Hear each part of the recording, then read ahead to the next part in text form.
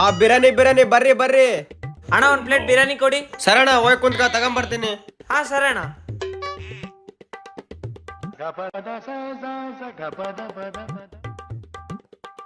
ತಗೋಣ.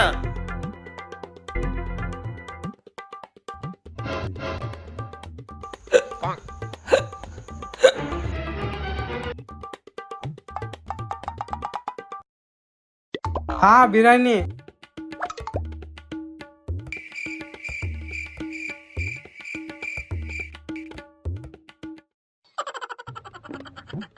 ಲೇ ಅಣ್ಣ ಇವನಿಗೆ ಒಂದ್ ಪ್ಲೇಟ್ ಬಿರಿಯಾನಿ ಕೊಡೋಣ. ಅಣ್ಣ ತುಂಬಾ ಟ್ಯಾಂಕ್ಸ್ ಅಣ್ಣ. ತಗೋಣ.